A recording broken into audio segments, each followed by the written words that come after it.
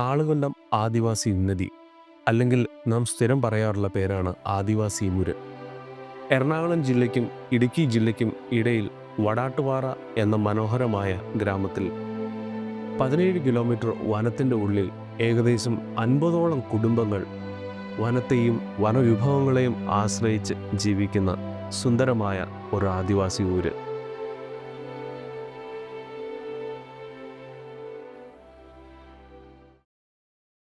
Kolenchery cent Peter's കോളേജിലെ commerce സ്വാശ്രയ വിഭാഗം സാമൂഹികമായ പദ്ധതികൾ ഏറ്റെടുത്ത് നടപ്പിൽ വരുത്തുന്നതിൽ എന്നും ഒരു പടി മുൻപിൽ തന്നെയാണ്.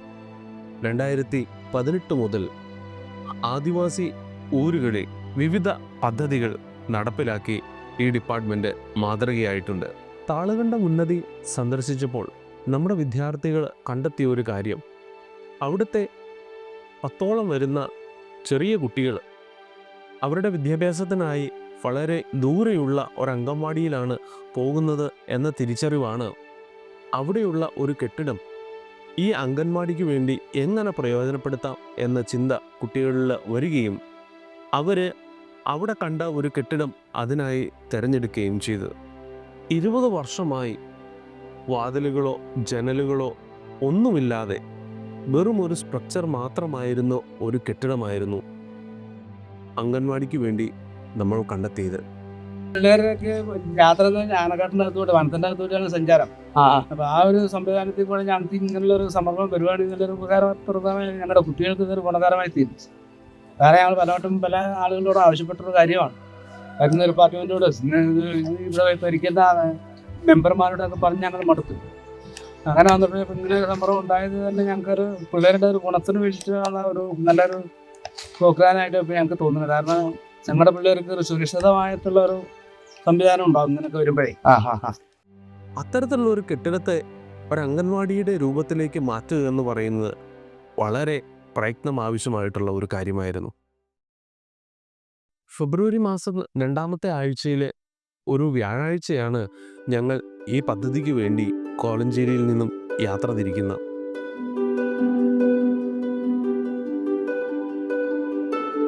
കുട്ടികൾക്ക് ആവശ്യമായിട്ടുള്ള കളിപ്പാട്ടങ്ങൾ, കെട്ടിടം പെയിൻറ് ചെയ്യുന്നതിന് ആവശ്യമായിട്ടുള്ള കാര്യങ്ങൾ, അത് വൃത്തിയാക്കുന്നതിനും അതിൻ്റെ പരിസരം വൃത്തിയാക്കുന്നതിനും ആവശ്യമായിട്ടുള്ള എല്ലാ സാധന സാമഗ്രികളുമായിട്ടാണ് ഈ കോളേജിൽ നിന്ന് ഒരു 5 അംഗ സംഘം യാത്ര തുടരുന്നത്.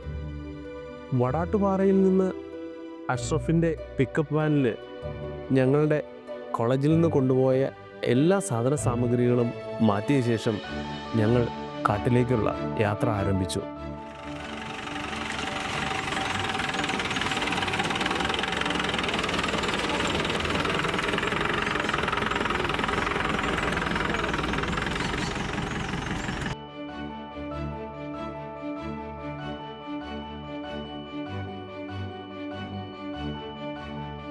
ആദ്യത്തെ ദിവസം ഞങ്ങളുടെ പ്ലാനിലുണ്ടായിരുന്നത് കെട്ടിടത്തിൻ്റെ ക്ലീനിങ് ആയിരുന്നു. ഒട്ടും താമസിയാതെ തന്നെ ഞങ്ങൾ ഞങ്ങളുടെ മിഷനറികളെല്ലാം ഇറക്കി ആ കെട്ടിടം ഏകദേശം 2-3 മണിക്കൂർ കൊണ്ട് പൂർണ്ണമായും ക്ലീനാക്കിയെടുത്തു. 2ാമത്തെ ദിവസം ഞങ്ങളുടെ പ്ലാനിലുണ്ടായിരുന്നത് കെട്ടിടം പെയിൻറ് ചെയ്യുക എന്നുള്ളതായിരുന്നു. 20 വർഷമായി പൊട്ടിക്കിടക്കുന്ന ഒരു കെട്ടിടം പെയിൻറ് ചെയ്തെടുക്കുക എന്നുള്ളത് നിസ്സാര കാര്യമല്ല. പെയിൻറ്റിങ്ങിന് ആവശ്യമായിട്ടുള്ള പെയിൻറ്റുകളും ബ്രഷുകളുമായി ഞങ്ങൾ അന്നത്തെ ദിവസം യാത്ര തുടങ്ങി. ഉന്നതിയിൽ എത്തിയ ഉടനെ തന്നെ ഓരോരുത്തർക്ക് ജോലികൾ വീതിച്ച് നൽകി എല്ലാവരും അവരുടെ ജോലികളിൽ വ്യാപൃതരായി. അന്ന് വൈകുന്നേരമായപ്പോഴേക്കും ഒരു പ്രേതാലയം പോലെ പൊട്ടിക്കിടന്ന ആ കെട്ടിടത്തിന് ഒരു പുതുജീവൻ വന്നതുപോലെ ഞങ്ങൾക്ക് തോന്നി. എല്ലാവരും തീർത്തും സന്തുഷ്ടരായിരുന്നു അന്ന് വൈകുന്നേരത്തെ ജോലികൾ പൂർത്തിയാക്കിയപ്പോൾ. 3ാമത്തെ ദിവസത്തെ വൈകുന്നേരമായപ്പോഴേക്കും തറയുടെ കോൺക്രീറ്റിങ്ങും മറ്റുള്ള ജോലികളെല്ലാം പൂർത്തിയാക്കി ഒരു വട്ടം കെട്ടിടത്തിൻ്റെ പെയിൻറ്റിങ്ങും ഞങ്ങൾ പൂർത്തിയാക്കി. 4ാമത്തെ ദിവസം വൈകുന്നേരമായപ്പോഴേക്കും എല്ലാവർക്കും പതിവിൽ കൂടുതലുള്ള ഒരു ആവേശം കണ്ടു. ആ ആവേശത്തിൻ്റെ കാരണം മറ്റൊന്നുമല്ല, ഞങ്ങൾ ഏറ്റെടുത്ത മലർവാടി പ്രോജക്റ്റ് ഏകദേശം അതിൻ്റെ പൂർണ്ണതയിലെത്തിയിരിക്കുന്നു. പെയിൻറ്റിങ് ജോലികളെല്ലാം കഴിഞ്ഞു.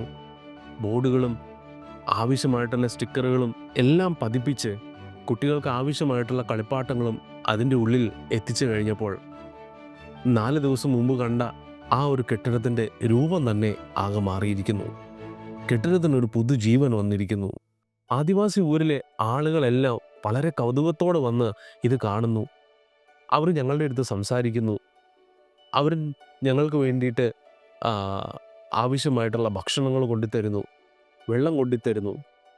ഇതെല്ലാം കണ്ടപ്പോൾ കഴിഞ്ഞ 4 ദിവസം കൊണ്ട് ആ കാടിന് യോജിച്ച വിധം ജീവിക്കുവാനും ആ കാടിന് ഇണങ്ങിയ വിധം ഞങ്ങളുടെ ജീവിതചര്യകളെ മാറ്റുവാനും ഞങ്ങൾ പഠിച്ചിരുന്നു.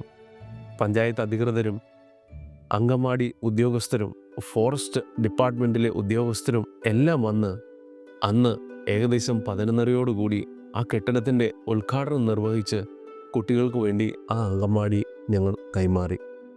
ഉദ്ഘാടനം നിർവഹിച്ച അങ്കൻവാടി കെട്ടിടം കുട്ടികൾക്കായി തുറന്നു കൊടുത്തപ്പോൾ ആ കുട്ടികളുടെ മനസ്സിലുണ്ടായ സന്തോഷം, അവിടെയുള്ള ഓരോ കളിപ്പാട്ടങ്ങളിലും അവർ കയറുകയും ഇറങ്ങുകയൊക്കെ ചെയ്തപ്പോൾ ഞങ്ങളുടെ മനസ്സിൽ തോന്നിയ ആ ഒരു ചാരിതാർത്ഥ്യം, അത് പറഞ്ഞറിയിക്കാൻ വയ്യാത്തതാണ്. എല്ലാം കഴിഞ്ഞ് ഏകദേശം 2 മണിയോടുകൂടി ആ കാടിറങ്ങുമ്പോൾ എന്തൊക്കെയോ അവിടെ ഉപേക്ഷിച്ചു പോകുന്ന ഒരു തോന്നലായിരുന്നു ഞങ്ങളുടെ മനസ്സിൽ. കാരണം ആ 4 ദിവസം കൊണ്ട് ആ കാടുമായി അവിടുത്തെ ജനങ്ങളുമായി ഏറെ ഞങ്ങൾ അടുത്തു പോയിരുന്നു. ശൂന്യമായ ഒരു മുറിയെ ഊർജ്ജസ്വലമായ സ്വാഗതാർഹമായ ക്ലാസ് മുറിയാക്കി മാറ്റുന്നതിൽ നിന്ന് വിശ്വാസം വളർത്തുന്നതിനും കഥകൾ പങ്കുവയ്ക്കുന്നതിനും സമൂഹത്തിൽ നിന്ന് പഠിക്കുന്നതിനും കുട്ടികൾക്ക് പഠിക്കാനും ചിരിക്കാനും സ്വപ്നം കാണാനും കഴിയുന്ന ഒരിടം, അത് സൃഷ്ടിക്കുന്നതിനുള്ള ഓരോ ചുവടുവെപ്പായിരുന്നു ഓരോ നിമിഷവും.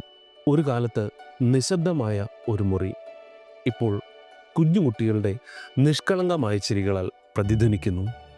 ഇത് കേവലം ഒരു പ്ലേ സ്കൂളിൻ്റെ തുടക്കം മാത്രമായിരുന്നില്ല. ജീവിതകാലം മുഴുവനും വളരാനും ഒരു വിത്ത് പാകാനുമുള്ള ഒരവസരം കൂടിയാണ്.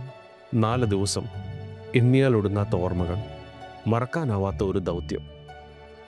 മലർവാടി ഇത് അവസാനമല്ല, പല മലർവാടികളും പൂക്കുന്നതിൻ്റെ തുടക്കമാണിത്.